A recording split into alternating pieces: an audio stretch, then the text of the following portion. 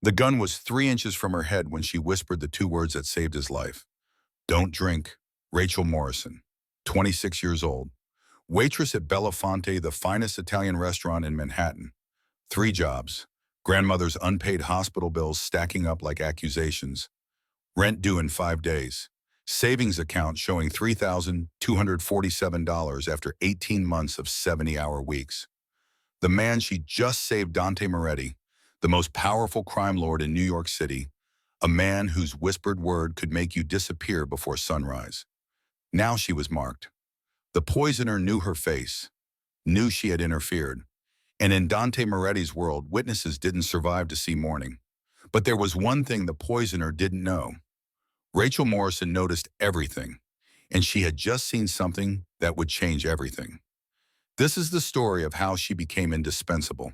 November rain hammered Manhattan's Upper East Side, turning streets into rivers of reflected neon.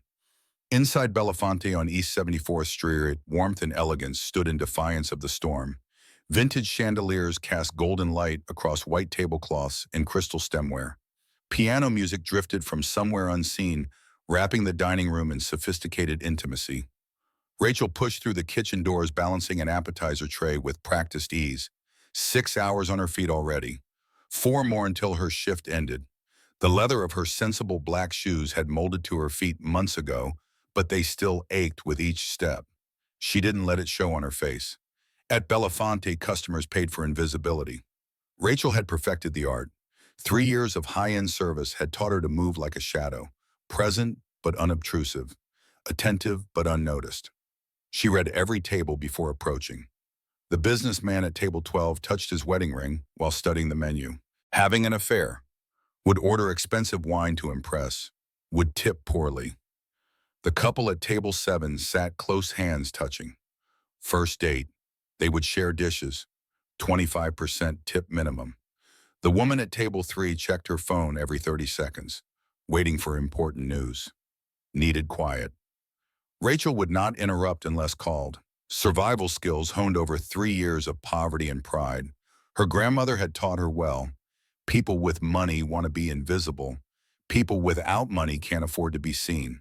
But you, Rachel, you watch both, learn from both. Grandmother had been right. As always, Miguel the busboy worked the same shift. 19 years old, 2 jobs, sent money home to Mexico for his mother and younger sister. Every night, Rachel gave Miguel half her tips. Miguel, no. This is your money. Your mother needs it more. My grandmother has Medicare. Take it. Miguel never asked why Rachel worked 3 jobs if she could afford such generosity. Rachel never mentioned she saw herself in him. The struggle that never ended. The work no one noticed. Some things you gave silently or not at all. Julian Torres, the manager, emerged from the kitchen. His face carried unusual gravity. Rachel, table 1 tonight. She went still. Table 1 meant the private dining room and back, reserved for special guests, the kind who valued discretion above everything. Me, impeccable service. Absolute discretion. Julian's voice dropped low. Understand? She understood. In 3 years at Belafonte, she had seen table 1 used only once. Men in expensive suits, no smiles, whispered conversations.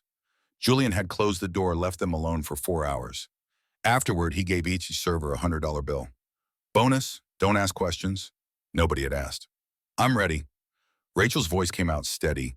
Inside, her hands wanted to shake. But she needed this money, needed this job. And Rachel Morrison didn't step back when afraid. She stepped forward. Dante Moretti entered Belafonte at 8:47 p.m. No announcement needed. The restaurant simply stopped.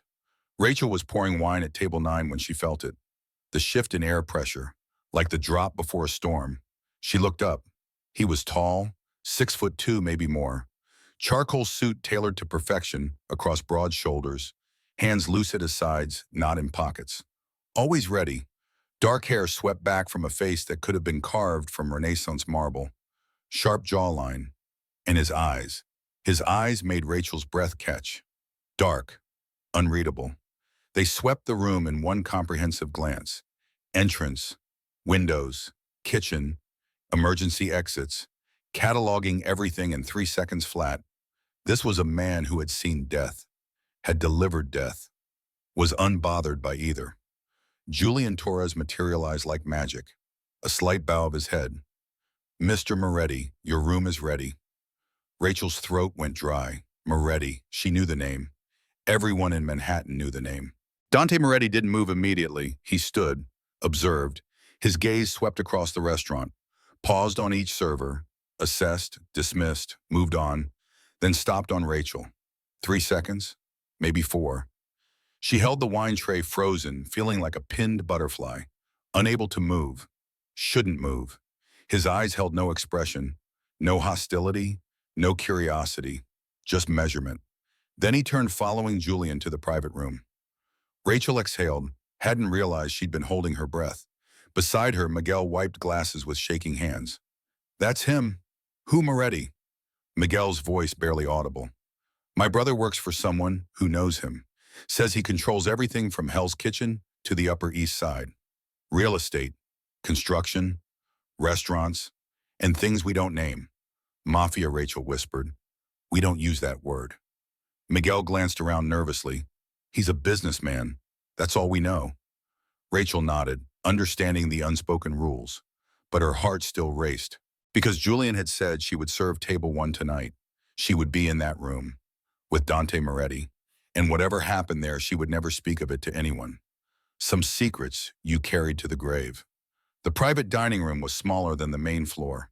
Intimate, deep burgundy walls absorbed the light from a single chandelier, creating pockets of shadow in the corners. The mahogany table could seat 12 but was set for 5. Windows overlooked the rain-soaked street, but heavy curtains could be drawn for complete privacy. Dante sat at the head of the table. Back to the wall, view of both the entrance and the windows. Rachel entered with a tray of water and wine lists. "Good evening, gentlemen. May I offer you water or wine while you wait?" He raised one hand. She stopped. "Water. No wine yet." His voice was smooth, deep, each word deliberate. "Of course, sir." She poured, hands steady despite every instinct screaming to run. As she placed the glass before him, Dante spoke without looking up. "Your name, Rachel Morrison, sir. How long have you worked here? 3 years. Are you good?" Now he looked up, eyes locking with hers. "I'm still here, sir." Something almost like a smile touched his mouth. "Observant. Good. You may go." Rachel left, but felt his gaze follow her. Cataloging, assessing, filing away. Dante Moretti missed nothing, and she wasn't sure if that was terrifying or reassuring. 3 other men arrived over the next 20 minutes, all in expensive suits, all moving with the careful confidence of men accustomed to power. They greeted Dante with respect that bordered on reverence. The last guest arrived late, Garrett Stone, 35 years old, polished appearance of old money. He shook Dante's hand warmly, almost fraternally, apologizing about traffic on the FDR. "Sorry I'm late. The rain has traffic completely backed up." "No concern." Dante's voice remained smooth. "We were just discussing quarterly reports." Rachel returned to her station near the door, ready to respond to any request but otherwise unobtrusive. But something nagged at her attention. The way Garrett checked his watch, the 3rd time in 10 minutes. The way his shoulders carried tension despite his casual demeanor. Rachel noticed, always noticed. The dinner proceeded with careful choreography. Antipasti, burrata with prosciutto and crostini. Delicate pasta course cacio e pepe like silk on the tongue. Main dishes of ossobuco and branzino prepared to perfection. Dante ordered Barolo Vintage 2015. Rachel poured, deep red in crystal glasses. Conversation flowed in low-coded exchanges. Shipment from Newark delayed. Weather, Thompson cooperation, ongoing negotiations. Downtown property. Escrow closes Thursday. Rachel moved like a shadow, refilling water, clearing plates, not hearing, not seeing, invisible, but observing. Garrett Stone was nervous. Checked his phone 3 times in 10 minutes. Drank wine faster than the others, already on his 2nd glass. Dante noticed everything. Said nothing. Just watched. Like she did. 45 minutes into the meal it happened. Rachel was refilling water glasses, moving counterclockwise around the table. As she reached Dante, Garrett stretched across the table. Garrett the salt, Victor Kane, the man to Dante's left. Right. Thanks. Garrett's hand moved, not toward the salt, over Dante's wine glass. Just 1 second, maybe two. His palm concealed something small, a vial, clear, pill-sized, a slight tilt. Liquid dropped into the deep red wine, invisible, the Barolo too dark. Garrett's other hand pointed at a document on the table. Victor line 12. See Victor bent closer, distracted. Dante was on his phone, reading a text. No one was watching, except Rachel. The entire action took 3 seconds. Rachel's heart stopped. Time slowed. Mind raced. Had she really seen that could be mistaken? Medicine? Vitamins? Medical necessity? But the stealth of the gesture, the distraction carefully timed, the eyes darting to check for observers. No, she knew what she saw. Poison. Garrett Stone had just poisoned Dante Moretti's wine, and Dante would drink it in maybe 30 seconds. Options. Call for help. No. Not enough time. Where was security outside? How far tell Dante in front of everyone? No. Garrett would know she saw. She would become a target. If he was armed, if he had backup, walk away. Pretend she saw nothing. Yes. Safe. Smart. Survive. An image of her grandmother flashed through her mind. Courage isn't fearlessness, Rachel. It's doing what's right when you're terrified. Dante's hand moved toward the wine glass. 20 seconds. Decision made. Rachel's body moved before her mind caught up. She stepped around the table. Excuse me, sir. Let me refill your water. Her elbow caught the water glass. Perfect trajectory. The glass tipped. Ice water cascaded across Dante Moretti's lap. Oh! Rachel gasped. Genuine shock despite the deliberate action. Oh my God, I'm so sorry. I'm so terribly sorry. Dante stood. Ice cubes clattered to the floor. His suit was soaked. Victor laughed, a booming sound. Occupational hazard, my friend. But Dante wasn't laughing. His eyes fixed on Rachel with an intensity that made her breath catch. Not angry, surprised. And something else. Understanding. It's fine. His voice carried an edge that silenced Victor's laughter. Accidents happen. Towels.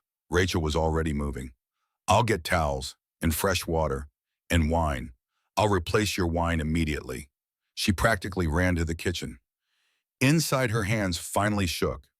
Julian appeared at her elbow. What happened? I spilled water on Mr. Moretti.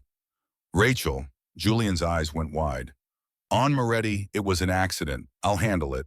She grabbed linen napkins, a fresh place setting, and critically a fresh wine glass, returned. Dante had reseated himself, expression unreadable. Again, my deepest apologies. Rachel laid out fresh linens. Let me get you a new glass of wine. Her hand reached for the contaminated glass. Dante's hand moved, fast as a striking snake, caught her wrist. Not painful, but firm enough to stop the motion.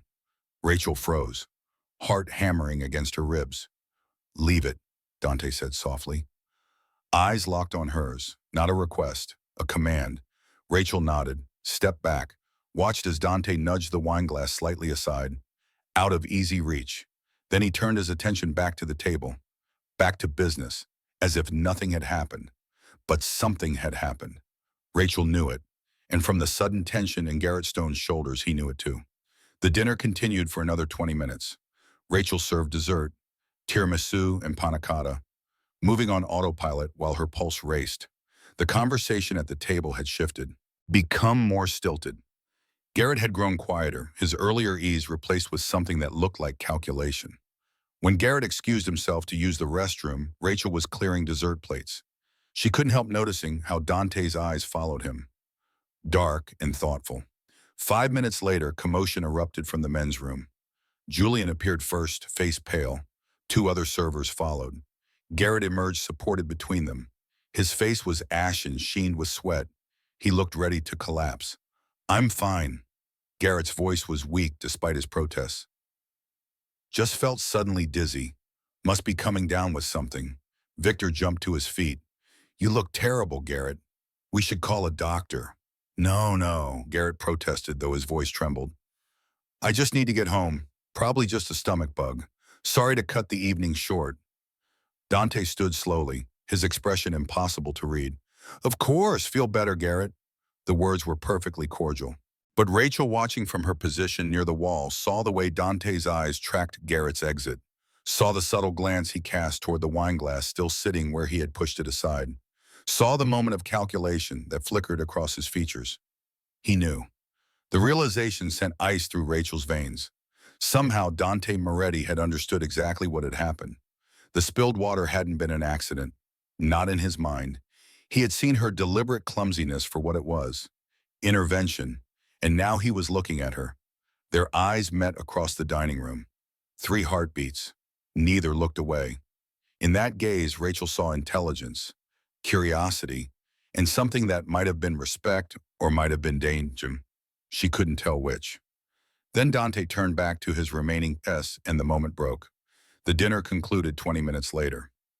The remaining men settled their bill, a generous payment that included a tip so substantial Julian would certainly notice. They gathered their coats, made their farewells, disappeared into the rainy Manhattan night. But Dante Moretti lingered. Rachel was clearing the private dining room, stacking plates with practiced efficiency when she sensed his presence in the doorway. She didn't turn around immediately, finished the task at hand before acknowledging him.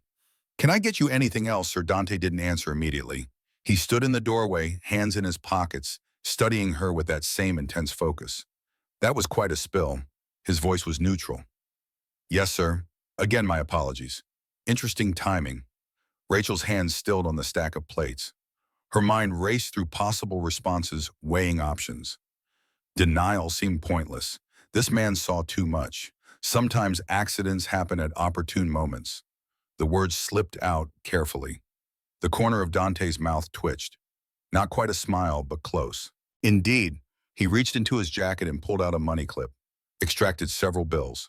Hundreds. More money than Rachel made in a week. He laid them on the table. For the inconvenience.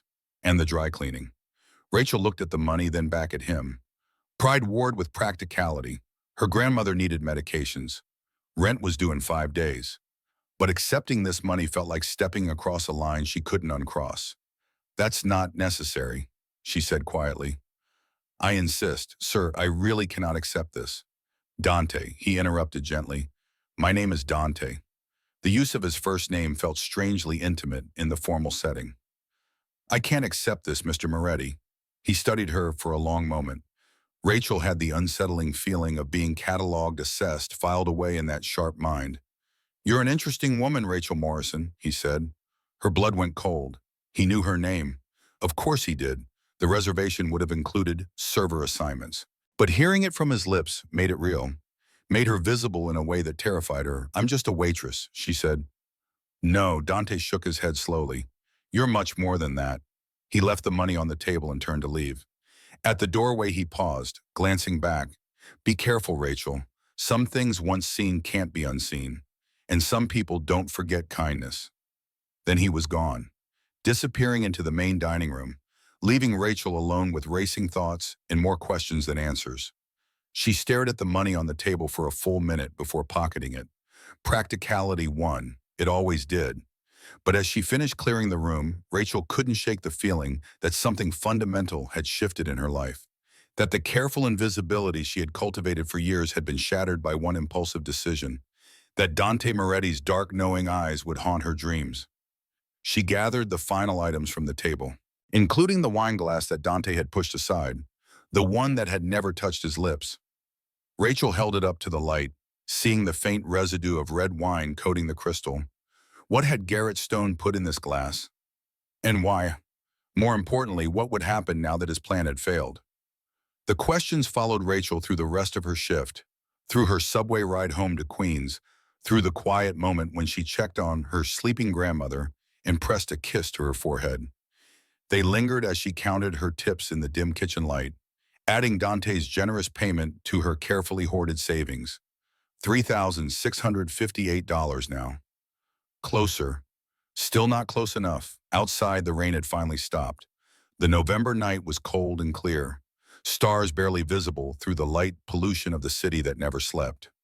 Rachel stood at her apartment window, looking out at the glittering skyline of Manhattan in the distance. Somewhere out there, Dante Moretti was probably asking questions. investigating, trying to understand why his associate had attempted whatever he had attempted. And at the center of that investigation, whether she wanted to be or not, was a single waitress from Queens who had made one split-second decision to intervene. Rachel pressed her hand against the cold glass, her reflection ghostly in the window. "What have I done?" she whispered to the empty room. The city offered no answers, only the distant sound of sirens and the eternal hum of millions of lives intersecting, diverging, colliding in ways both profound and mundane. Rachel Morrison had spent 3 years being invisible. Tonight she had been seen, and nothing would ever be the same. Her phone rang, 3:47 in the morning. Unknown number. Rachel stared at the screen in the darkness. Every instinct screamed not to answer, but something made her pick up. Curiosity, maybe. Fear, maybe. Destiny, maybe. Hello, silence on the other end. Then heavy breathing. Labored. You shouldn't have interfered. A male voice. Distorted. Digitally altered. Who is this? You saw something you shouldn't have. That makes you a problem. Click. The line went dead. Rachel sat in the darkness, phone in her shaking hand, heart pounding so hard she could hear it in her ears. They knew. Whoever had worked with Garrett Stone. They knew she had stopped it, and they were coming. She moved to the window, killed the lights, peeked through the curtain. Headlights flooded the street below. A black SUV pulled up outside her building, engine idling, tinted windows reflecting the streetlights. No one got out, just waiting, watching. Rachel's hand found her phone again, scrolled through recent calls, found the number she needed. It rang once. Rachel, just her name. But the way Dante said it told her he had been expecting her call, like he had been waiting. They know. Her voice barely steady. They called. There's a car outside my building. Lock your door. Don't open it for anyone. His voice was calm but absolute. I'm sending people. 20 minutes. Dante, I can't just leave my grandmother here alone. Then pack a bag for both of you. Enough for 3 days. I have work tomorrow. She has a doctor's appointment on Thursday. Rachel, his voice cut through her protests. You can reschedule appointments. You can call in sick. You cannot come back from being dead. Pack, now. The line went dead. Rachel stood frozen for 3 seconds. Then training kicked in. The same survival instinct that had carried her through 3 years of poverty and pride. She moved through the apartment quickly, pulling clothes from drawers, her grandmother's medications from the bathroom cabinet, important documents from the desk drawer. In her grandmother's room, she gently shook the old woman awake. Grandma, we need to go. Rachel. What time is it? Late, early. We need to leave. Why, what's wrong? Rachel looked into her grandmother's eyes. The woman who had raised her, who had worked herself to exhaustion so Rachel could have food and shelter and hope. I did something tonight. Something right. But it put us in danger. And I need you to trust me. Her grandmother studied her face for a long moment, then nodded. I'll get dressed. 10 minutes later, they stood in the apartment hallway with 2 hastily packed bags. Rachel locked the door, maybe for the last time. The thought made her chest tight. Outside, the black SUV still waited, but now a second vehicle had arrived, also black, also with tinted windows. As Rachel and her grandmother descended the stairs, the passenger door of the second SUV opened. A man stepped out, tall, professional bearing, the unmistakable posture of someone trained in security. Miss Morrison, he showed identification. Marcus Chen, Mr. Moretti sent me. Rachel's grandmother clutched her arm. Rachel, who are these people? It's okay, Grandma. They're here to help. Marcus took their bags, helped Rachel's grandmother into the back seat. Rachel climbed in after her. The door closed, engine started. They pulled away from the curb. Rachel looked back through the rear window. The first SUV, the one that had been watching, pulled out after them, followed for 2 blocks. Then Marcus made a sudden turn, another, threading through side streets with practiced ease. The pursuing vehicle fell back, lost them in the maze of Queens at 4 in the morning.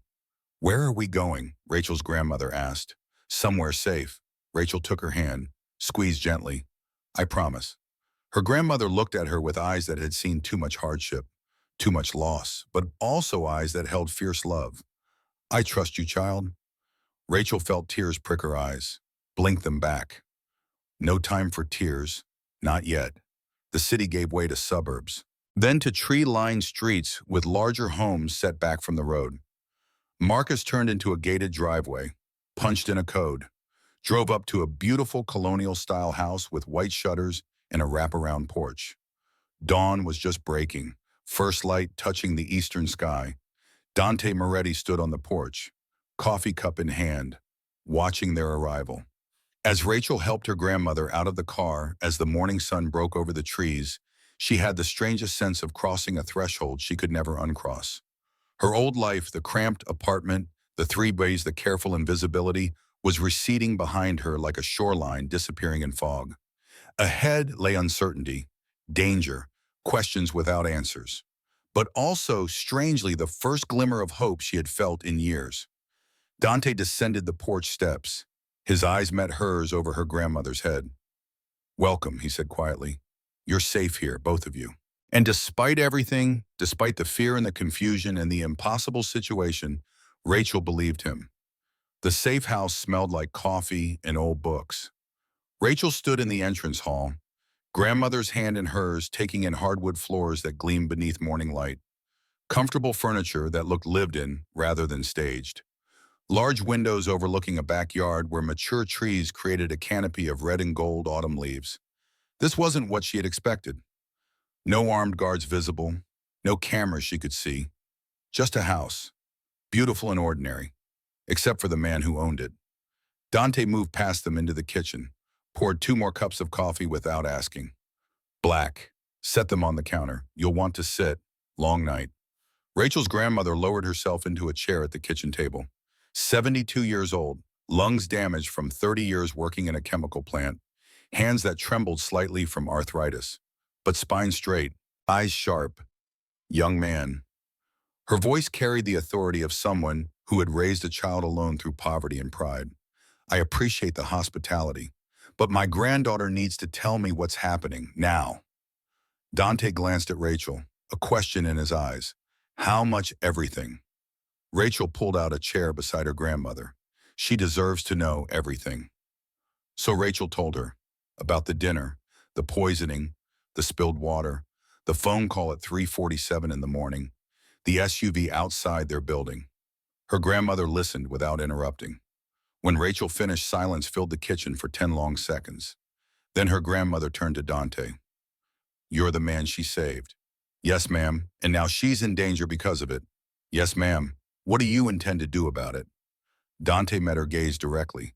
No flinching, no deflection. "Find who's behind this. Eliminate the threat. Keep your granddaughter alive while I do it." "How long will that take?" "Days. Maybe weeks. Depends how deep this goes. And what happens to Rachel when it's over? She goes back to her life, if she wants to." Her grandmother studied him for a long moment. Rachel recognized that look. The one that had seen through every lie, every half-truth, every evasion of Rachel's teenage years.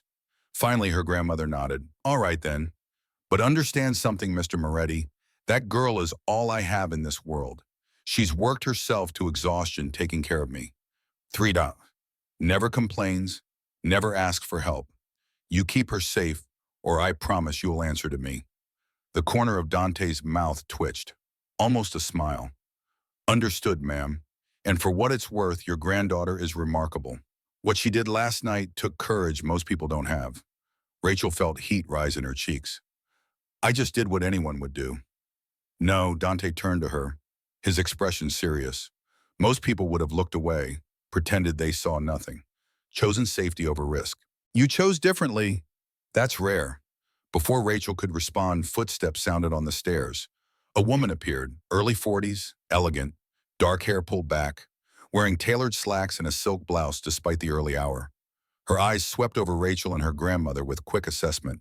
"This is Olivia." Dante gestured to the woman.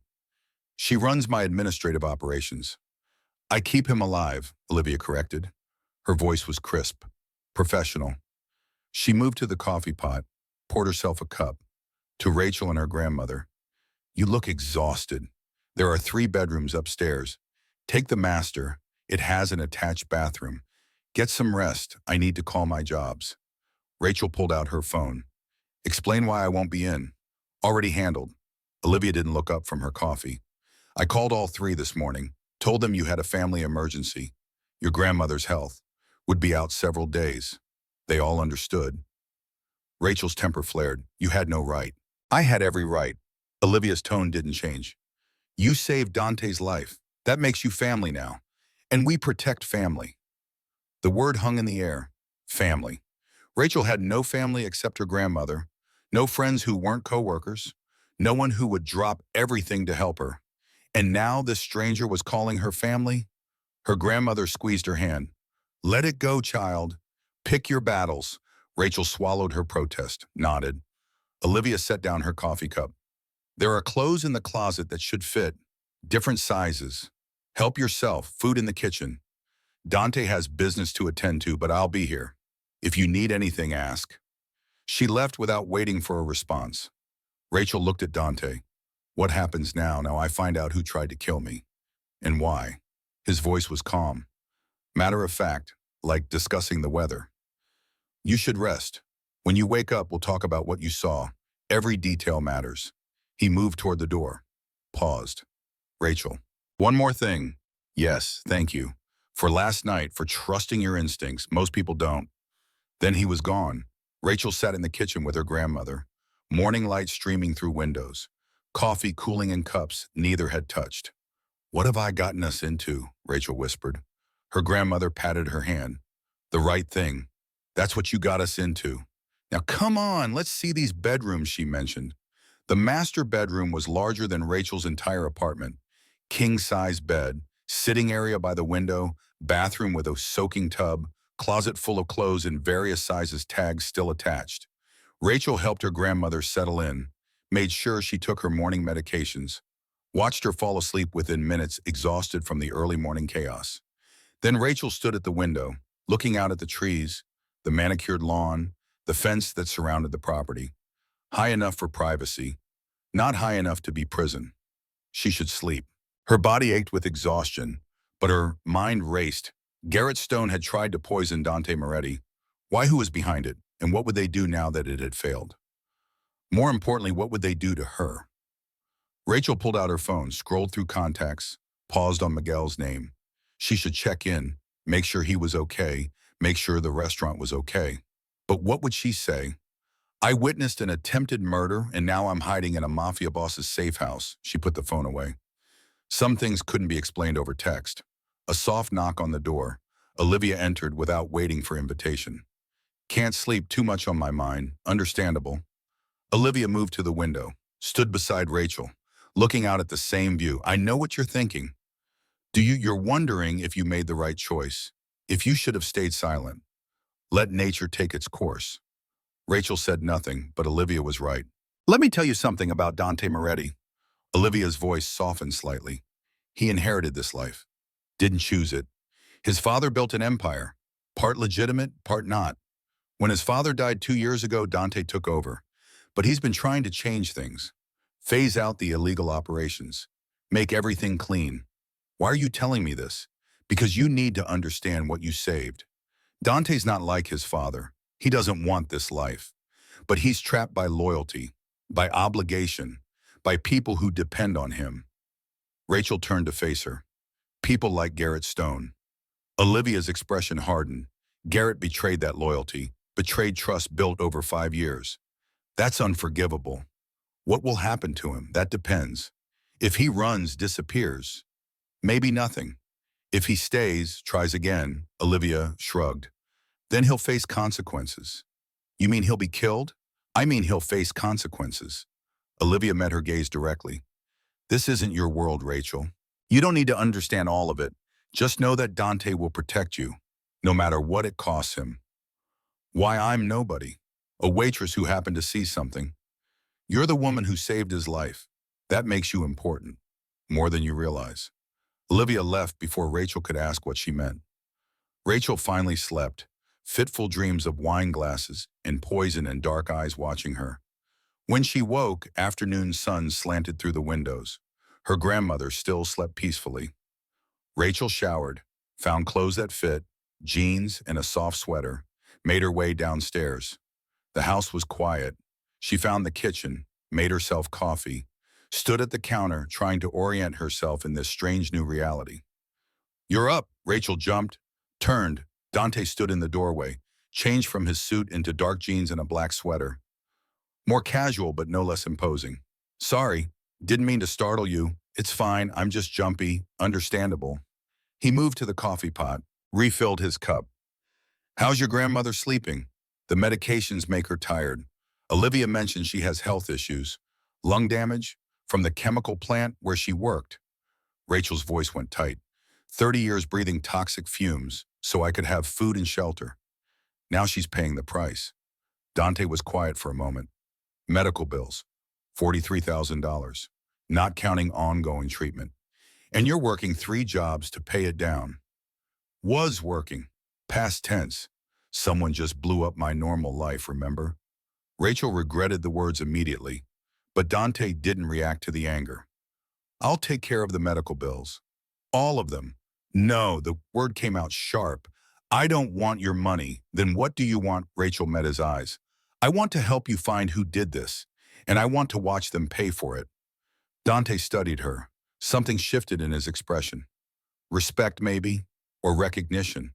You sound like family now." Before she could respond, his phone rang.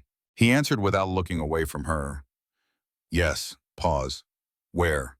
Another pause. "Keep him there. I'm coming." He ended the call. "We found Garrett." Rachel's heart jumped. "Where?" "Montreal. Hiding in a hotel under a fake name. My people have been watching him. He just made contact with someone here in New York." "Who?" "That's what I'm going to find out."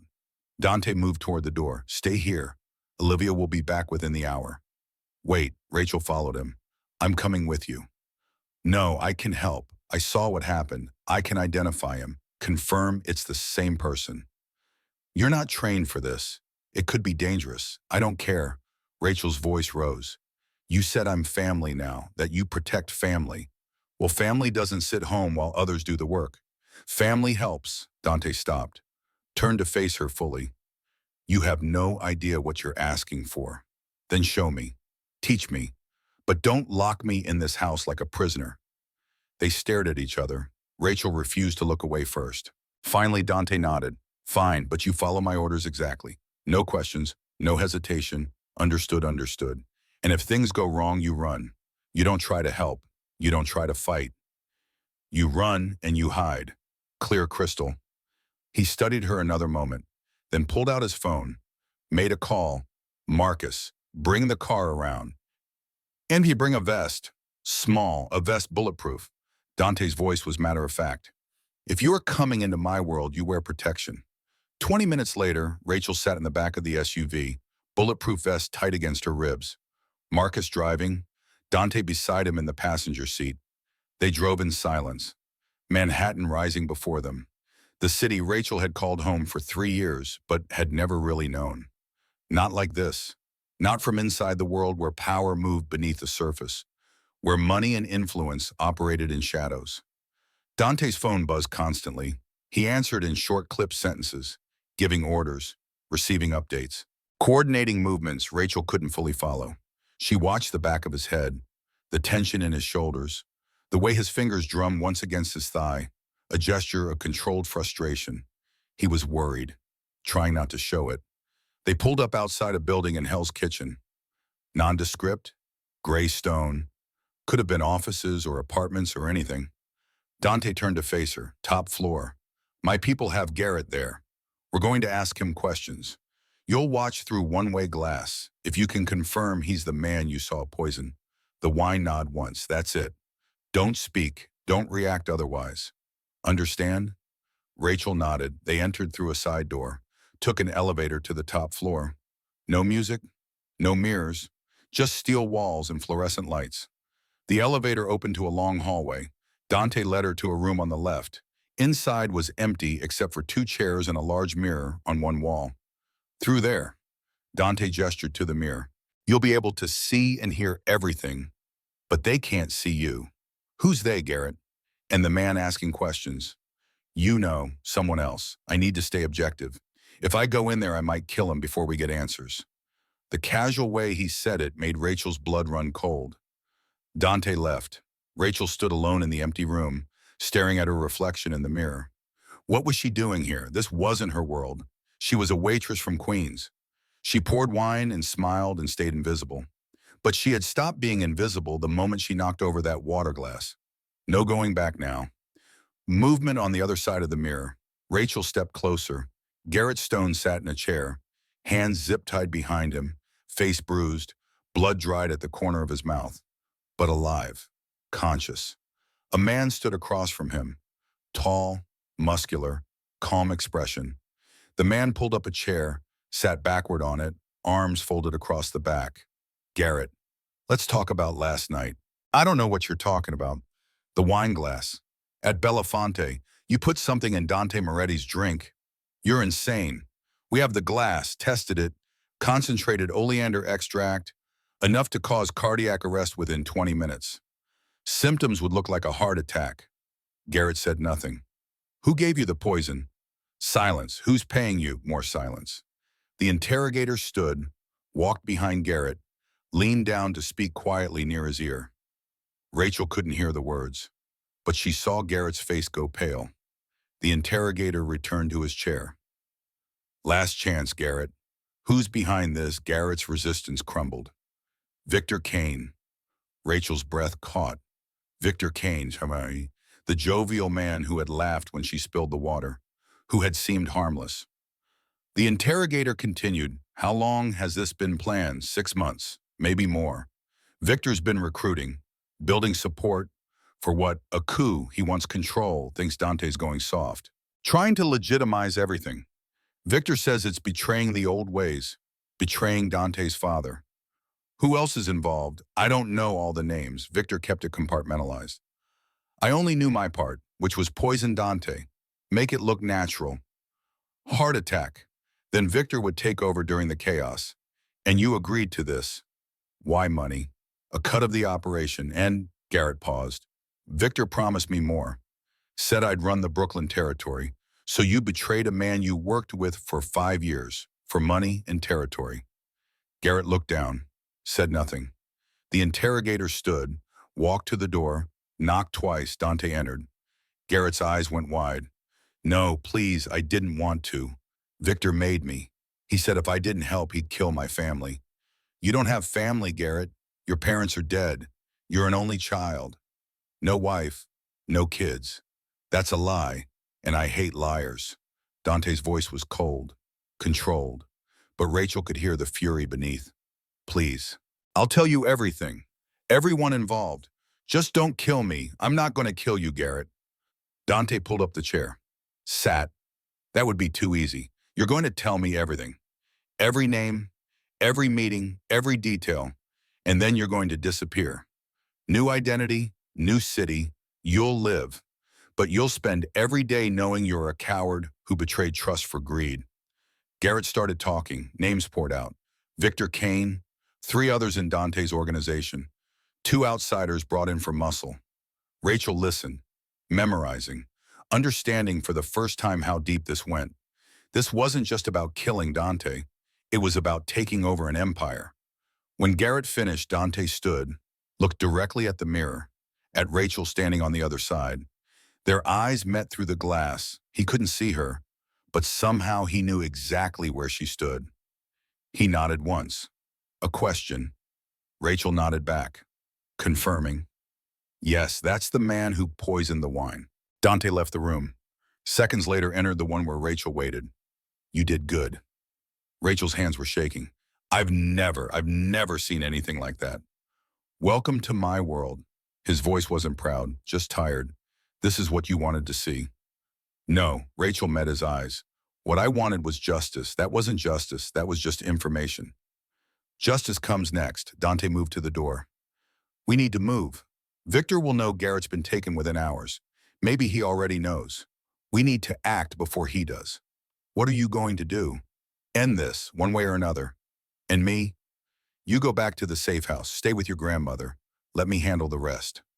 No, Rachel's voice was firm. You said I'm family, that I help. I meant it, Rachel.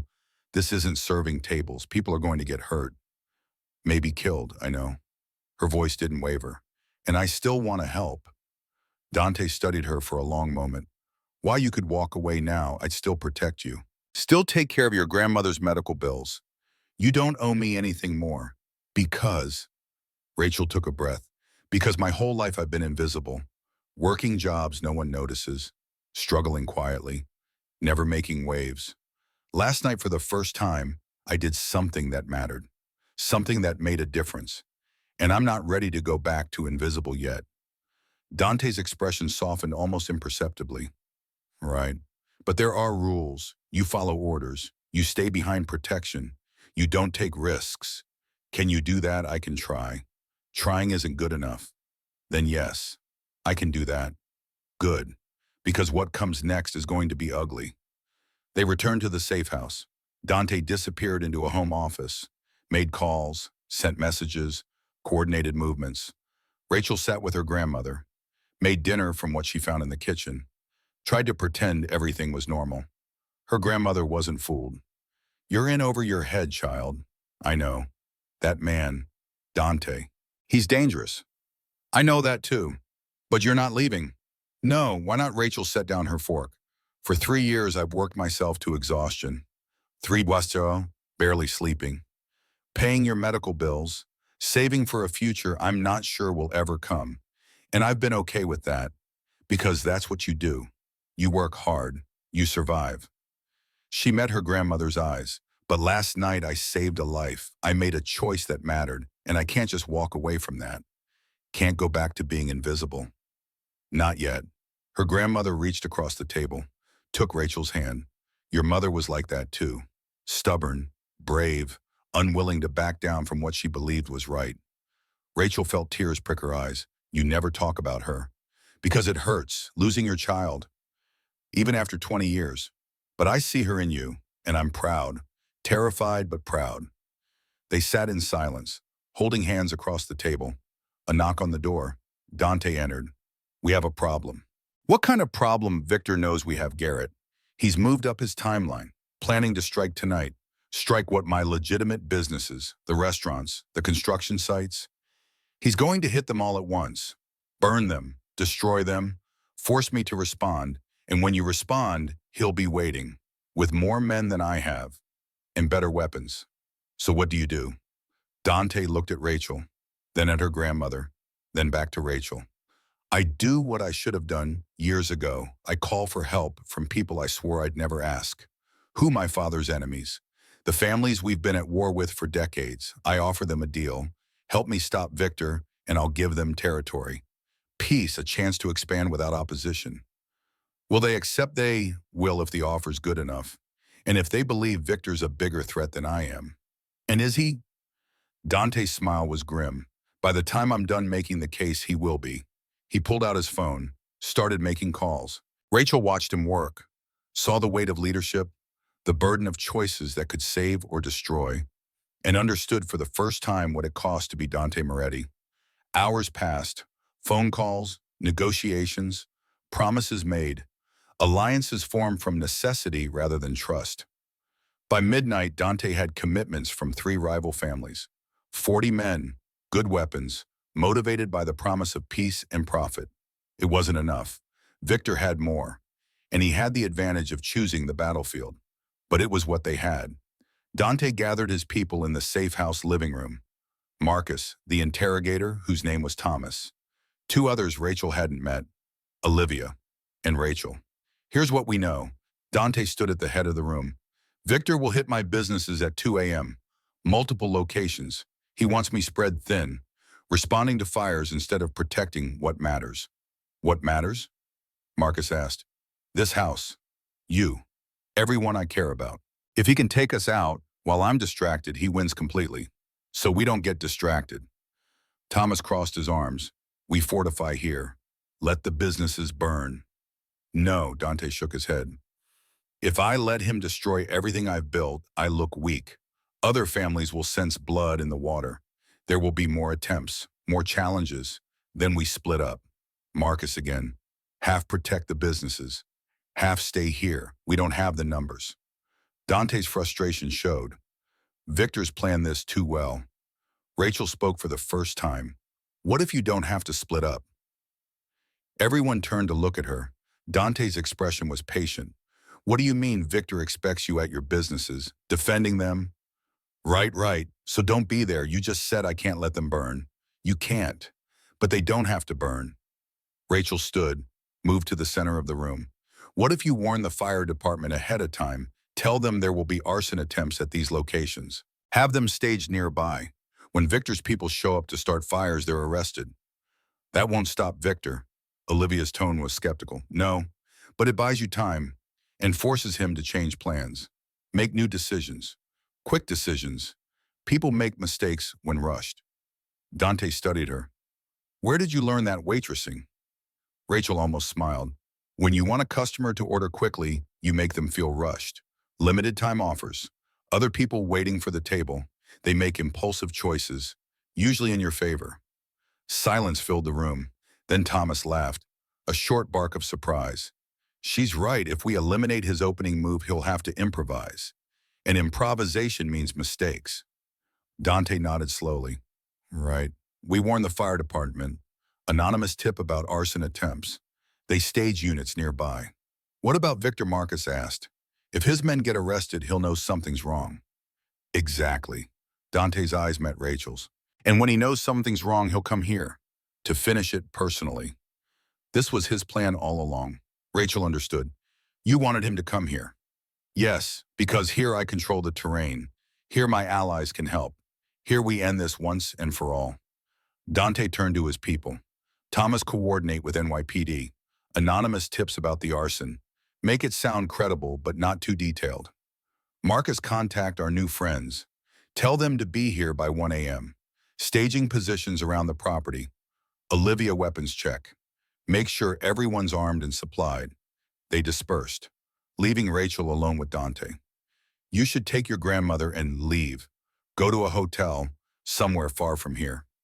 No, Rachel, this is going to get violent. People will die tonight. I know, but I'm staying. Why? You've done enough, more than enough.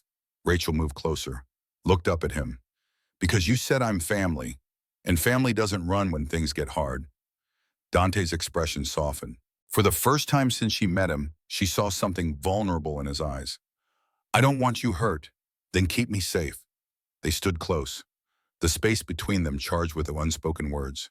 Then Olivia returned with a vest and a gun. If you're staying, you're armed. She handed both to Rachel. The gun's loaded, safety's on. You know how to shoot, I've seen movies. Olivia's expression didn't change. Point, aim, center mass, squeeze the trigger. Don't pull, squeeze, and if you have to shoot, shoot to kill. No warning shots, no aiming for legs. This isn't the movies, understand? Rachel took the gun, heavier than she expected. Colder, understood. 1 a.m. arrived. Men gathered around the property, some Dantes, some from rival families who had accepted his offer. All armed, all ready. Rachel sat in the kitchen with her grandmother, both wearing vests, both knowing what was coming. Her grandmother held her hand. Whatever happens, I want you to know. You made me proud. Every day of your life, Grandma, don't, hush. Let me say this. You're stronger than you know, braver than you believe. And when this is over, you're going to do great things. Tears ran down Rachel's cheeks. I love you. I love you too, child. Dante appeared in the doorway. They're coming. The first shot shattered the kitchen window at exactly 2:13 a.m. Rachel hit the floor, pulling her grandmother down with her. Glass rained across the tile. The sound of gunfire erupted outside like thunder rolling across the property. Dante was already moving. He grabbed Rachel's arm, hauled her and her grandmother toward the hallway. Basement. Now they ran. Rachel's grandmother stumbled. Rachel caught her, half carried her down the stairs into darkness. Dante flipped a switch. Fluorescent lights flickered on. The basement was finished. Carpeted. A couch. Television. And in the corner, a heavy steel door. Safe room. Dante pulled it open. Reinforced walls. Surveillance monitors. Supplies. Get inside. What about you? I have work to do. Dante, Rachel grabbed his arm. Don't get killed. He looked at her. Something passed between them. Unspoken. Profound. I'll try not to. Then he was gone. the steel door closing behind him, lock engaging automatically. Rachel and her grandmother were alone in the safe room. Her grandmother moved to the couch, sat with hands folded in her lap, remarkably calm for someone in a basement while a war raged above. You should sit, child. Nothing we can do but wait. Rachel couldn't sit. She paced to the monitors. 6 screens showing different angles of the property. Grandma, I'm scared. I know. Her grandmother's voice was steady. Lived through worse than this. 1967. Newark riots. Your grandfather and I hid in our apartment for 3 days while the city burned. We survived that. We'll survive this. Rachel watched the monitors. Men moving through shadows. Muzzle flashes. Figures falling. Someone's going to die tonight. Probably. Her grandmother pulled rosary beads from her pocket. Started praying. Quiet. Rhythmic. Rachel wanted to feel her grandmother's faith, her certainty, but all she felt was fear. On the monitors, the battle intensified. More gunfire. Men falling. Blood on grass. Her grandmother kept praying. 2 ways of surviving, Rachel realized. Action and faith. Fight and prayer. She'd spent her whole life trying to be like her grandmother, patient, faithful, waiting for things to get better. But tonight had taught her something. Sometimes waiting wasn't enough. Sometimes you had to act. I need to go up there. Her grandmother's prayer stopped. What, Olivia's in danger? Dante's outnumbered. I can't just sit here. Rachel, no. Her grandmother stood, crossed to her. You stay here where it's safe. I'm not safe anywhere anymore. Not after tonight. Rachel moved to the safe room door. But I can help. I can do something. Her grandmother grabbed her arm. Stronger grip than Rachel expected from arthritic hands. You go up there, you might die. If I stay here and they die, I'll never forgive myself. They stared at each other. 2 women, 2 generations, 2 different kinds of courage. Finally, her grandmother released her arm. Then you come back to me, you hear, whatever happens up there, you come back. I will. I promise. Rachel unlocked the safe room door from inside, stepped into the basement, turned back. Her grandmother standing in the doorway. Rosary beads clutched tight. I love you, Grandma. I love you too, child. Now go. And be smart. Being brave doesn't mean being stupid. Rachel closed the safe room door. Heard the lock engage. Her grandmother was safe. Locked in steel and concrete. Now Rachel had to make sure she stayed that way. She climbed the basement stairs. Toward gunfire. Toward danger. Toward whatever came next. Rachel and her grandmother were alone in the safe room. 6 monitors showed different angles of the property. Rachel watched as men moved through shadows. Muzzle flashes in the darkness. Figures falling.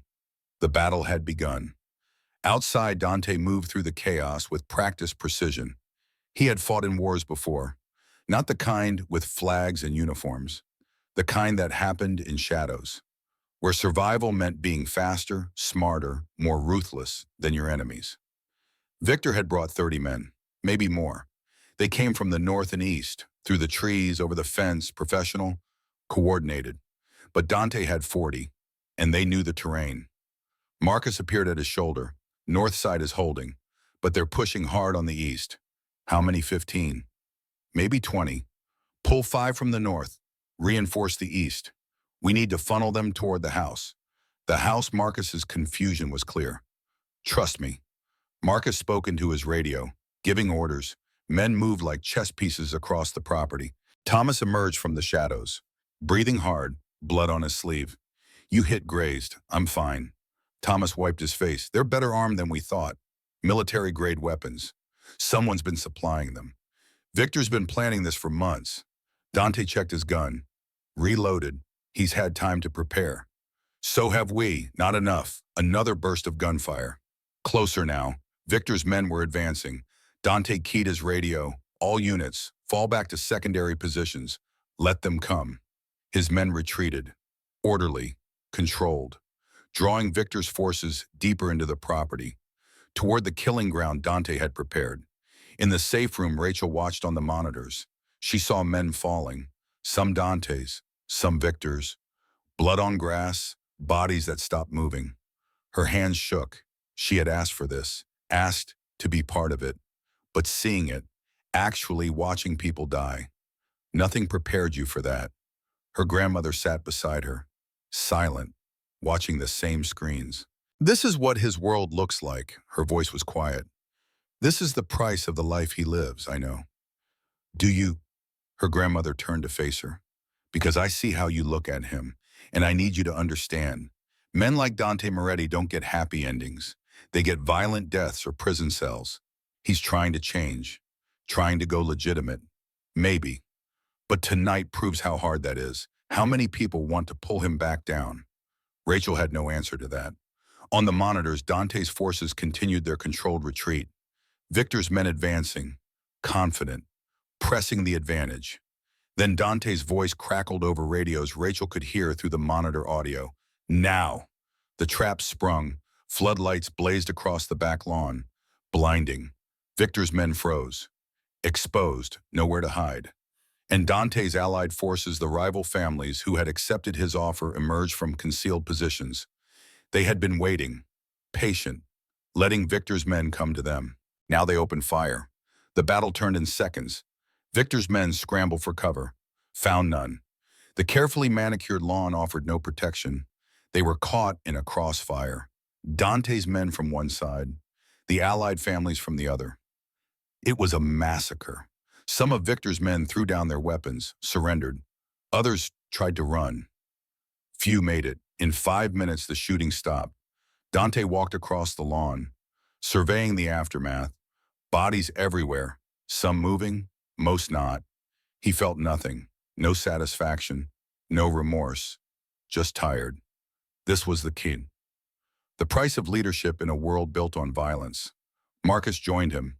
We got most of them, maybe 5 escaped. And Victor's not here. He sent his men but stayed away. Smart, Dante pulled out his phone. He's watching from somewhere, waiting to see if we survived. What do? We go to him. Where is he? Dante made a call. It was answered on the first ring. Victor, I know you can see what just happened. Your men are dead or captured. Your plan failed. Silence on the other end. Then Victor's voice. Calm, almost amused.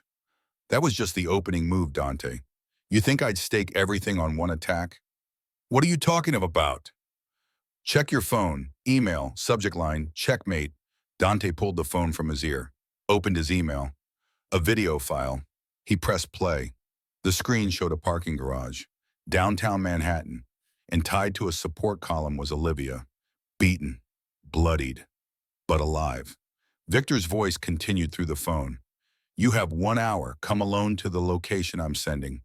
We'll settle this face to face, or Olivia dies. And don't bother calling the police. I have people watching. Any cops show up, she's dead before they get close. The call ended. A text arrived. An address in Hell's Kitchen. The warehouse district.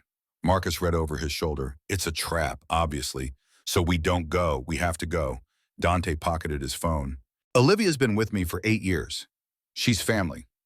Then we bring everyone. Hit him with overwhelming force. No, if Victor sees that he kills her immediately, he wants me alone, so I'll go.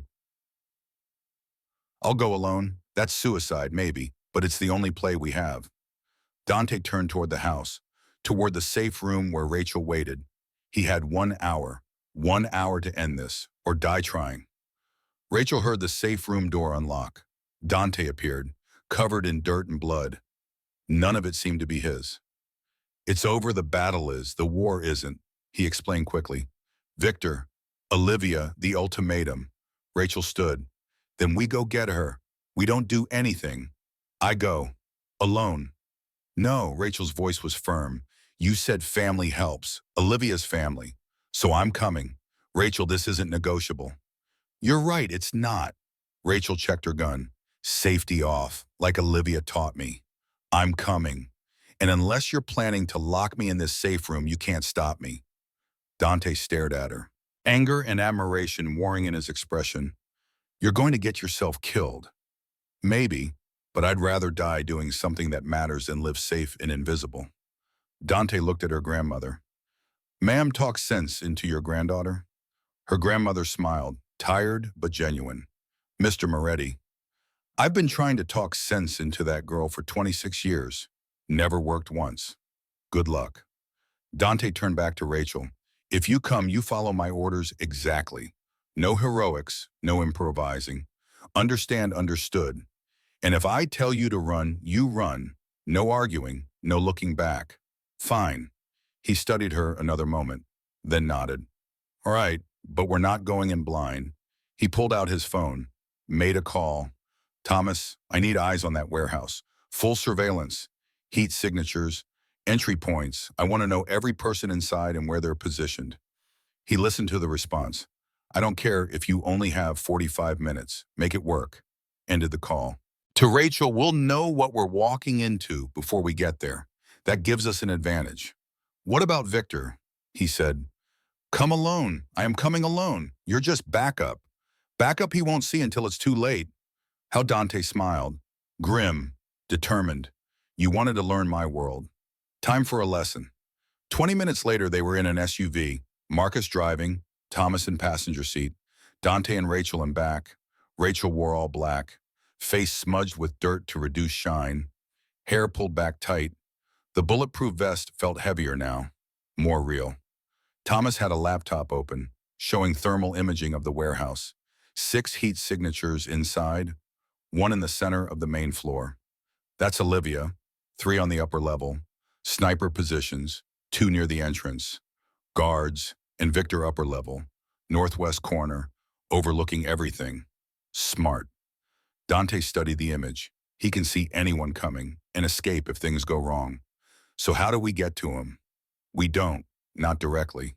Thomas zoomed in, but there's a service entrance on the south side, leads to the lower level, from there stairs to the main floor.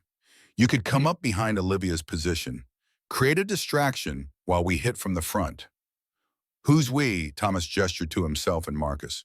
We'll take out the guards. You get Olivia. Then we all focus on Victor. And me, Rachel asked. You're with me.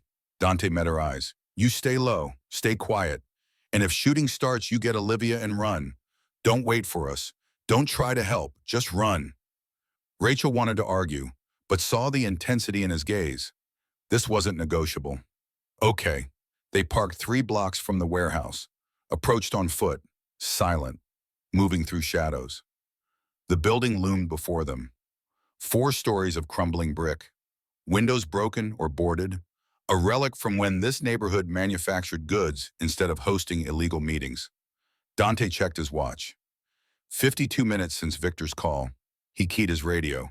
Thomas Marcus position. North entrance. Ready on your signal. Rachel and I are going for the south service door. Give us 3 minutes to get into position.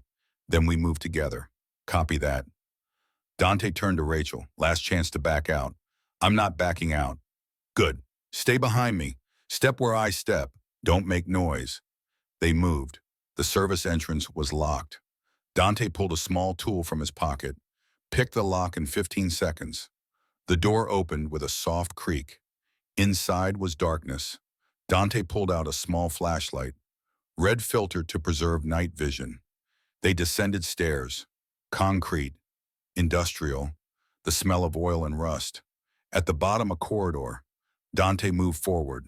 Rachel followed, her heart pounding so hard she was sure everyone could hear it. They reached another door. Dante pressed his ear against it, listening, then slowly opened it. The main floor of the warehouse opened before them. Cavernous, support columns every 20 feet, minimal lighting from fixtures hanging high above. And in the center, tied to a chair, was Olivia. Rachel could see her clearly, face bruised, blood dried on her temple, but alert, alive.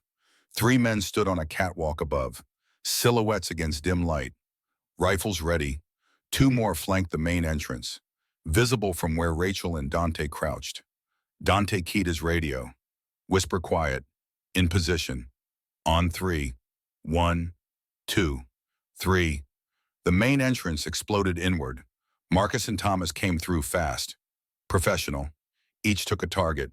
2 shots. Both guards dropped. The men on the catwalk spun. Opened fire. Bullets sparked off concrete and metal. Marcus and Thomas took cover behind support columns. Returned fire. And Dante moved. He sprinted across the open floor. Rachel right behind him. Head down, legs pumping. They reached Olivia. Dante cut her restraints with a knife. Can you walk? I can run. Olivia's voice was hoarse but steady. Then do it. Get her out. Dante pushed Rachel toward the exit they'd used. What about you? I'm finishing this. Dante turned, raised his gun, fired at the catwalk, providing cover while Marcus and Thomas advanced. Rachel grabbed Olivia's arm, pulled her toward the door. They were halfway there when a figure stepped from the shadows. Going somewhere, Victor Kane. He stood between them and the exit, gun raised, pointed at Rachel's chest. Olivia tried to put herself between them. Victor shifted aim to her. Don't. Both of you stay right there. Rachel froze. Victor smiled. Not warm, not cold, just satisfied. The waitress. I remember you. You spilled water on Dante. Very clumsy. It wasn't an accident. Rachel's voice came out steadier than she felt. I know. Victor's smile widened. That's why you're here. Your leverage. Insurance. Dante cares about you now. Don't ask me why. You're nothing special. But he thinks you are. He gestured with the gun. Walk. Toward the center, slowly. Rachel and Olivia moved. Victor behind them. Gun steady. They emerged into the open floor. The gunfight still raging above. Marcus and Thomas trying to take out the snipers. Dante saw them. Saw Victor. His expression went cold. Let them go, Victor. Victor laughed. Why would I do that? They're the reason you'll surrender. I'm not surrendering. No. Victor pressed the gun against Rachel's head, then watch her die. Time seemed to stop. Rachel could feel the cold metal against her temple, could hear her own heartbeat. Loud, insistent. This was it. This was how she died. Not from poverty, not from exhaustion, but from choosing to be seen. Strange, she didn't regret it. Dante's voice cut through the chaos. Victor, you want me? Fine.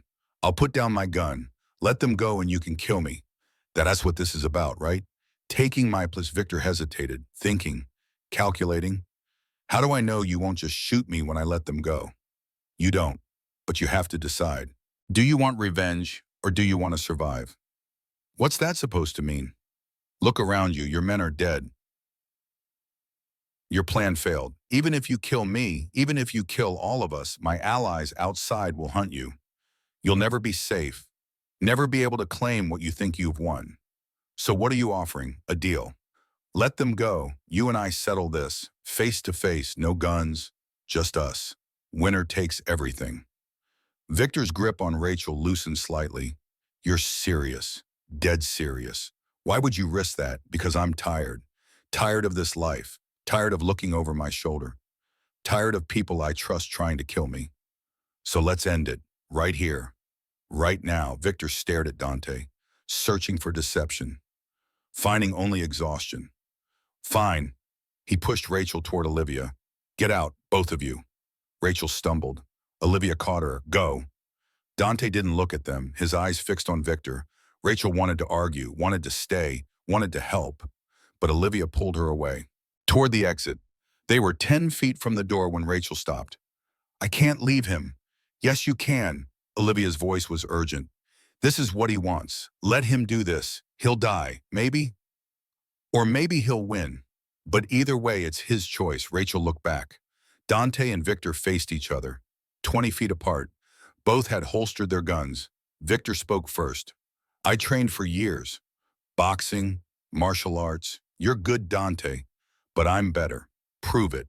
They circled, predators assessing, looking for weakness. Victor struck first. Fast.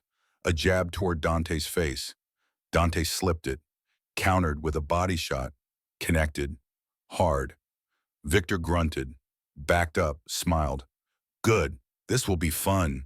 They clashed. Victor was right. He was trained. His movements were technical.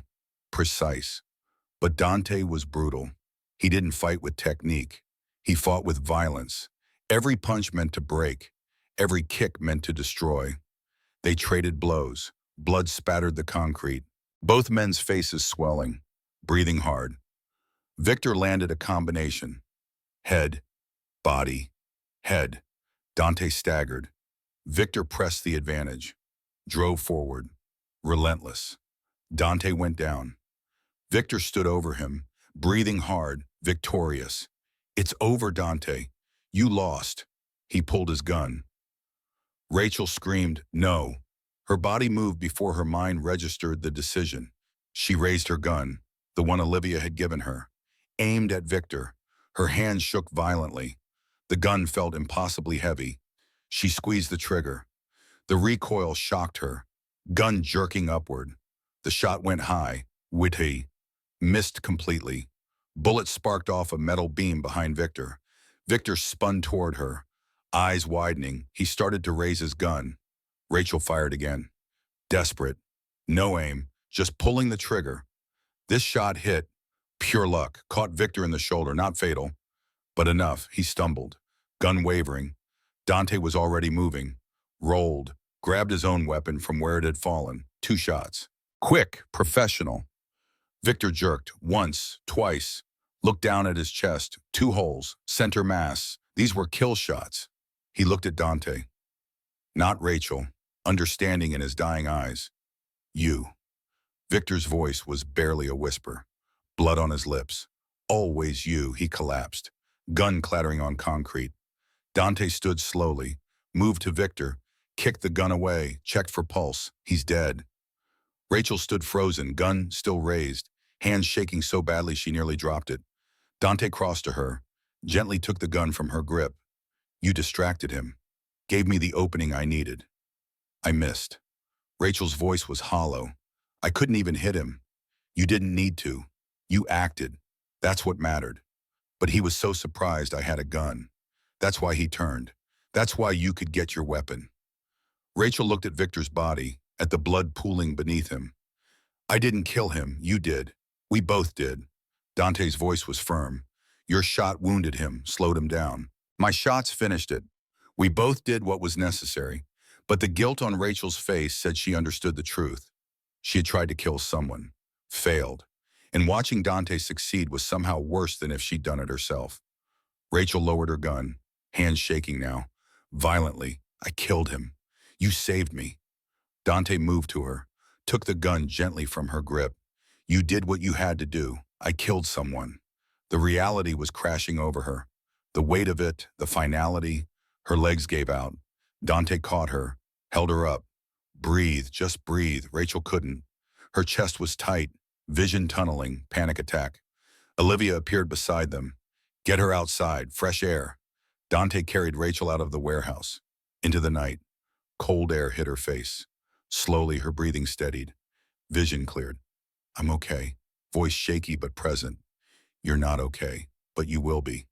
Dante set her down, kept his hands on her shoulders, steadying her. Rachel looked up at him, face bloody, eyes swelling shut. "But alive. Are you all right? I'll live. Thanks to you. I didn't. I couldn't just watch him." "I know." Dante's voice was soft. "And I'm grateful. But Rachel, you need to understand what you just did. Taking a life. It changes you, no matter how justified, no matter the reason." "I know." Rachel's voice was small. "I already feel it. It gets easier." That's the worst part. It gets easier. They stood together, in the aftermath, surrounded by violence they'd both participated in. Sirens wailed in the distance, growing closer. "Police." Marcus emerged from the warehouse. Thomas behind him. "We need to go, now." "What about the bodies our allies are handling cleanup?" "But we can't be here when cops arrive." They moved. Fast, into the SUV, Marcus drove. Away from the warehouse, away from the carnage. Rachel sat him back, numb, processing. She had killed someone, taken a life. Victor's face kept flashing in her mind.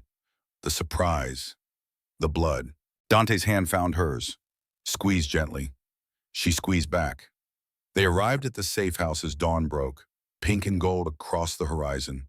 Her grandmother was waiting, rushed to Rachel, held her. "Thank God. Thank God you're alive." "I'm okay, Grandma." Her grandmother pulled back, looked at her face, saw something there. "What happened?" Rachel told her. Everything, the warehouse, Victor, the shot. Her grandmother held her while she cried, rocking her like she was 6 years old again. When the tears finally stopped, her grandmother spoke quietly. You did what you had to do to protect someone you care about. That doesn't make you bad, it makes you human. Rachel wasn't sure she believed that, but she wanted to. Dante gave them space, went to the kitchen with Olivia, Marcus, and Thomas, debriefing, planning next steps. An hour later, he found Rachel on the back porch, watching the sun climb higher. We need to talk. Rachel tensed. This is where you tell me to leave. To go back to my normal life? Actually, no. Dante leaned against the railing. This is where I tell you that you can't go back. Not yet. Why not? The police will investigate. Victor's death, the warehouse, they'll find evidence, ask questions. If you're out there visible, they might connect you. So I'm a fugitive now. No, but you need to stay low. Stay here until things settle. How long? Weeks, maybe a month. And then you can go back. I'll make sure your jobs are waiting. Your grandmother's medical bills will be paid, all 43,000. And I'll set up a fund for your nursing school, full tuition, living expenses, everything. Rachel turned to face him. Why? Why do all that? Because you saved my life twice. That's a debt I can't repay with money. But I can try. I don't want your money, Dante. Then what do you want? Rachel didn't know how to answer that. What she wanted was complicated. Impossible, maybe. She wanted to go back to her normal life, to invisibility, to safety, but she also wanted to stay, to be part of something that mattered, to be seen. I don't know, she finally said. I don't know what I want anymore. That's okay. Dante's voice was gentle. You don't have to know right now. Take time. Heal. Figure it out. And what will you do? Finish what I started. Transition the business. All of it. Legitimate, clean, no more gray areas. Will it work? Maybe. With Victor gone, I've eliminated the biggest opposition. The others will fall in line or leave. And if they don't, then I'll deal with them. But I'm tired of violence, tired of looking over my shoulder. I want out. Why not just walk away? Leave all of it behind, because people depend on me. Families I'm responsible for. Legitimate businesses that employ hundreds. I can't just abandon them. So you're trapped. We're all trapped by our choices. Dante met her eyes. The question is whether we can find freedom within those traps. They stood in silence, watching the sun. Finally, Rachel spoke. Thank you for protecting me, for protecting my grandmother, for all of it. You don't need to thank me. Yes, I do, because you didn't have to do any of this. You could have just let me go, cut ties, stayed separate from the mess I became part of. You became part of it by saving me. That makes you family, and I protect family. There was that word again, family. Rachel had spent so long with only her grandmother. No one else who cared, no one else who would risk anything for her. And now this dangerous man who lived in shadows called her family. It should have felt wrong, should have felt like a lie, but it didn't. It felt like the first true thing anyone had said to her in years. The next 3 weeks were not peaceful. Rachel stayed at the safe house with her grandmother. But outside, the world was hunting for answers. 37 bodies. That's what the police found at the safe house property. 37 men dead from gunfire. Millions in property damage. Shell casings everywhere. Blood soaked into expensive lawn. The FBI got involved on special task force. They wanted to know who, why, how. Dante sat with Rachel on the 4th day, explained the situation. They're investigating. Hard, but they don't have much. How is that possible? Rachel's voice was strained. 37 people died. Someone must have seen something. They saw a gang war, rival factions, which happens in my world. The question is who was involved, and that's where the trail goes cold. He pulled out his phone, showed her a news article. FBI investigates mass shooting at Westchester Estate. Suspected gang violence. No arrests yet. Victor's name was mentioned. Suspected ringleader. But no mention of Dante. No mention of Rachel. How, she asked. Money, lawyers, connections. I've been building those for years. He pocketed the phone. The property's owned by a shell company, 3 layers deep. My name's nowhere on the deed. Security footage was corrupted. Convenient electrical surge during the firefight. That's not possible. Nothing's that convenient. It is when you plan for it. Dante's voice was tired. I've always known someone might come for me. I prepared. Made sure if it happened, I could walk away clean. What about the bodies? Fingerprints, DNA. Half the dead men have no records. Criminals, illegal immigrants, men who don't exist on paper. The others, foreign nationals. Families being contacted. Bodies being shipped home. Investigation will take years. Rachel absorbed this, the scale of it, the planning, and the other five she asked. The conspirator, Garrett named Dante's expression, darkened. Two fled. Marcus tracked them to Brazil and Argentina. I let them go. Not worth the international manhunt. They're small players. Without Victor, they're nothing. And the other three, I found them, brought them in, gave them a choice. He paused. Rachel could see the weight of the decision in his eyes. Leave the life completely. New identities, new cities, clean break, or face consequences. What did they choose? All three took the new identities. One's in Seattle now, carpenter. The second is in Austin, restaurant manager. Third went to Portland, works construction. You let them live. After they tried to kill you, I let them disappear. Dante met her eyes. I'm trying to build something different, Rachel. Something that doesn't run on blood and revenge. That means sometimes you show mercy, even when it's hard. What if they come back? They won't. Marcus is watching them. If any of them even look at a plane ticket to New York, they'll know. And they know what happens then. Rachel nodded slowly, understanding the balance. Mercy with teeth, forgiveness with consequences. So it's over. The conspiracy, the threat, all of it. The immediate threat, yes. But investigations will continue. FBI, state police.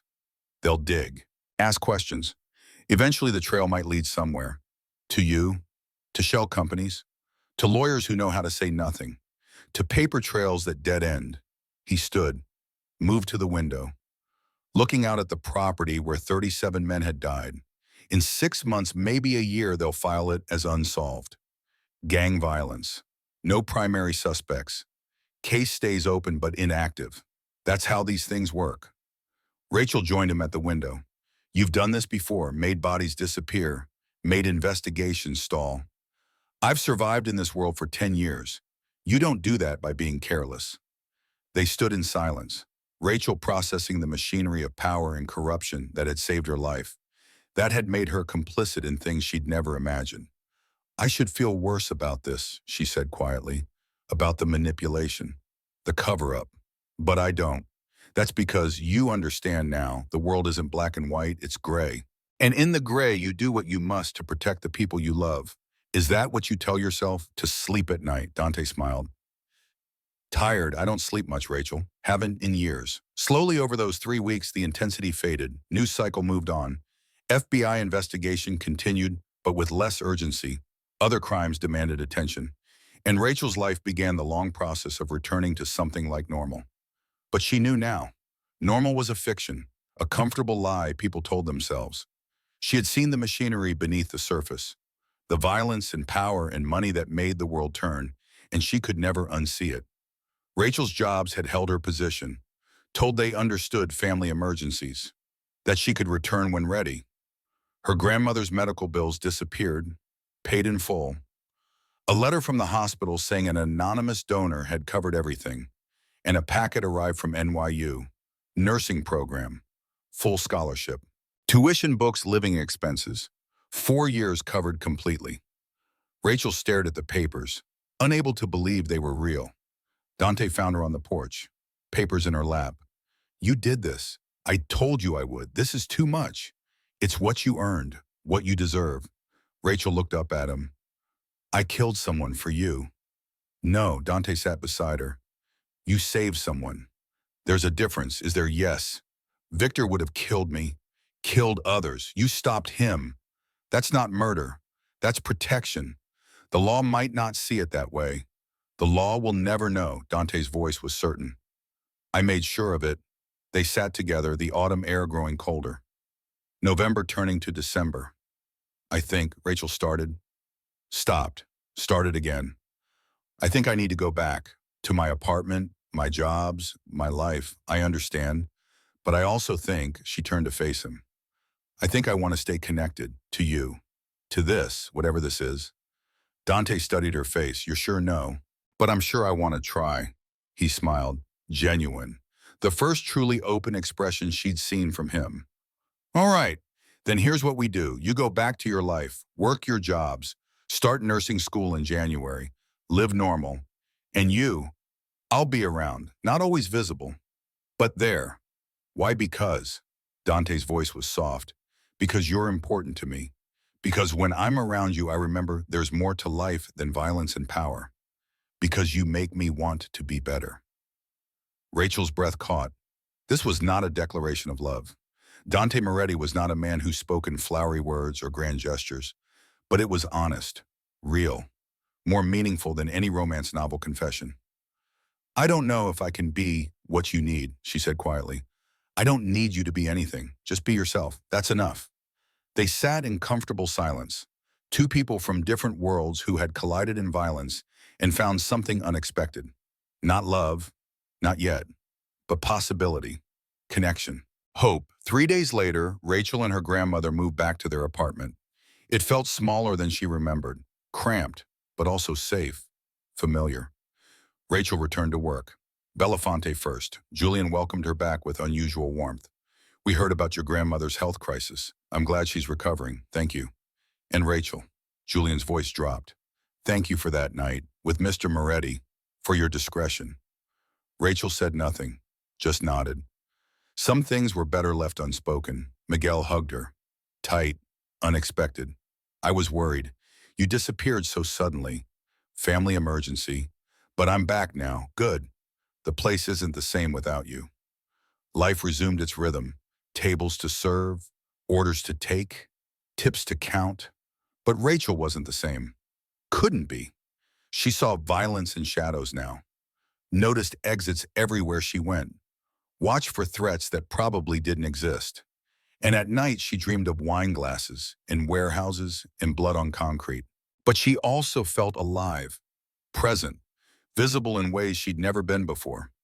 2 weeks after returning, Rachel received a text. Unknown number. But she knew who it was.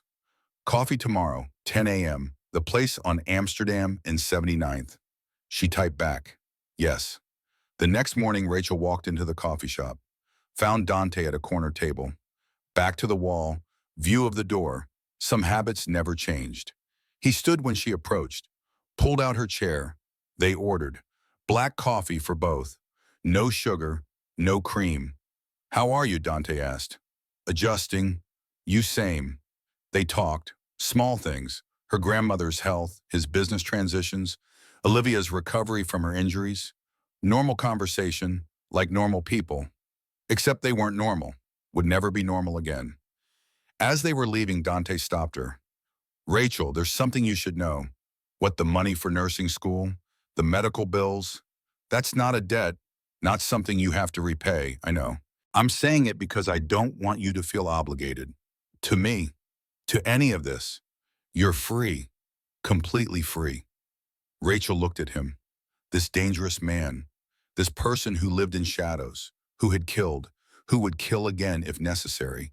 And she saw someone trying to be better, trying to find redemption in a world that offered none. I know I'm free, but I choose to be here, choose to stay connected. That's not obligation. That's choice, Dante smiled. Okay then. They parted outside the coffee shop, going separate ways, separate worlds, but not separate lives. Not anymore. 6 months later, Rachel walked across the stage. White coat ceremony, NYU nursing program, officially a student. In the audience, her grandmother sat, tears of pride streaming down her face. And in the back row, barely visible, Dante Moretti watched. He didn't approach after, didn't make himself known, just witnessed, acknowledged, honored her achievement. Rachel saw him.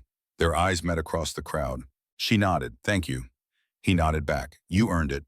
Then he was gone, disappeared into the city. But his absence felt different than invisibility. It felt like space, room to grow, permission to become. Rachel returned to her life, classes, work, caring for her grandmother. But once a month she met Dante for coffee. They talked, shared pieces of their lives, built something neither could quite name. Not friendship, not romance, something else. Partnership maybe, understanding, respect. Two people who had seen each other at their worst and chosen to see the best. 1 year after that night at Belafonte, Rachel finished her first semester of nursing school. Top of her class, clinic rotations starting in January. She stood in their apartment, small, cramped, but paid in full. No more rent stress, no more medical debt.